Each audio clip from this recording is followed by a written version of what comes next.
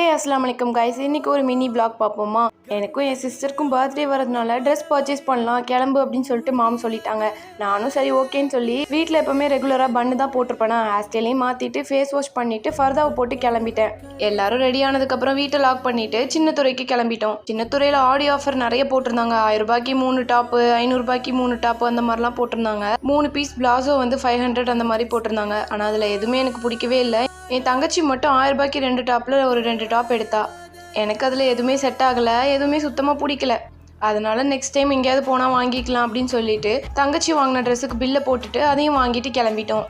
வர வழியில் ஒரு அண்ணா கடையில் காஃபி சாப்பிட்லான்னு சொல்லி நிப்பாட்டினோம். காஃபி நல்லா தான் இருந்துச்சு. பயங்கரமாக பசி வரையா. அதில் அந்த காஃபியை குடித்ததும் ஹெவன்கே போயிட்டு வந்த மாதிரி இருந்துச்சு.